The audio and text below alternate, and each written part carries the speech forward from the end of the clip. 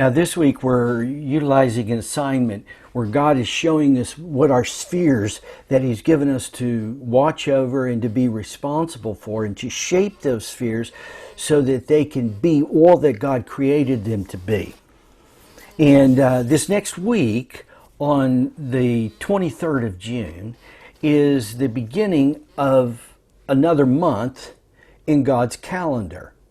We're just finishing up the month of Sivan, and next Tuesday begins with the new moon, begins the month of Tammuz. Now, we're in a period of time where when God has us go through these months and these new moons, it's time to release the sound of the shofar over what He's doing in us at that time, so what He's doing in us at that time can really be fruitful. The new moon feast and the sounding of the trumpet is about doing that, so that our spheres can begin to receive that sound of fruitfulness that God wants to activate in them. So that's why this week you want to identify your spheres. So next Tuesday, during the time of the new moon, you can release your shofar sound, whether you blow a shofar yourself, or whether you play a shofar sound, or whether you clap over your spheres or in your spheres, and declare that God is working in you and preparing you to shape your spheres so that they can become all that He made them to be. So that's going to be important for you to prepare. In fact, next Tuesday, if you have a particular sound that you blow during or throughout the day, then I encourage you to record it. And anything that the Lord speaks to you or says to you over your sphere or spheres that you're blowing over, you just record that. You can share it with us, or you can just keep it for yourself, but you'll have an account of it. Because God's going to begin to speak to you over the next several new moons of what He's going to do in the following days of that new month, so that you're ready to see what it is He's about to do. You see, it's not enough for us just to simply think of things as just being in the spiritual or unseen realm. This is about becoming that which is in the heavenly realm coming into the earth. As Jesus said when he taught the disciples how to pray. Let your kingdom come.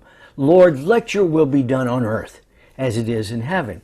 And that's what we're doing here in these times. We're aligning our spheres, our portion in the earth, with His heavenly voice, and with Him, God Himself, and so that they could begin to move together and the earth can be all that God made it to be. But I want to give you a couple of other opportunities that one of which you may already be aware of, one of which we're changing. I want to let you know that through the Zebulon Apostolic Center in Hong Kong, next Wednesday on the 24th, there's going to be a meeting in which Chuck Pierce will be sharing. And that'll be a good time because Chuck's going to be sharing about from now through the next 6 years. And as many of you remember, Chuck, and I think it was 1986, the Lord spoke to Chuck about things related to China and other things. So again, you should receive an invitation from that Zebulon Apostolic Center. If not, you can let us know and we'll connect you to that. But what I also want to invite you to, on a limited basis, there will be limited spots available, on Tuesday afternoon. Actually, it'll be Tuesday morning. I've got to think about this just a second. I'll let you know the time, depending upon where you live. We're going to be having a smaller gathering. It'll just be an English-speaking gathering that I'll host. And it will, because today I had a great conversation with a friend of mine that I've known for years. Her name is Amor Lissimbu. Amor lives in Brussels, Belgium, she and her family, but she is from the Democratic Republic of Congo. For any of you who know about Africa, Congo is the heart of Africa. And as a result, it carries within it much of the glory that God has put into Africa when He created that land and that people and those creatures. But at the same time, it's also a place of conflict because the enemy wants that out of God's hands and he wants to see it destroyed. And one of the things that God has given a real vision for, and it's one of her spheres, is to care for and resolve, overcome problems that cause the death of women in childbirth and the death of babies in childbirth.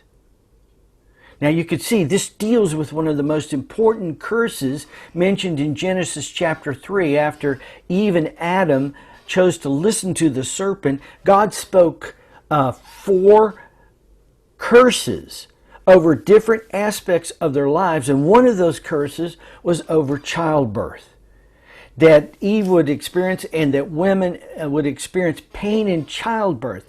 That pain in childbirth not only has to do with just pain, but also the pain of loss that comes from babies dying and mothers dying unnecessarily, prematurely at that time. That's a part of a curse, so that God could, He was trying to turn us back to Him so that He could bless those births, because children are a blessing from the Lord. So anyway, Amor is a part of that in a significant way. And she's in a time right now where the Lord is really ramping up, if you will, this call on her life in Congo. As you know, Brussels is Belgium is the centerpiece of the EU, and thus it's a place where there's a lot of things that go on. But Brussels was also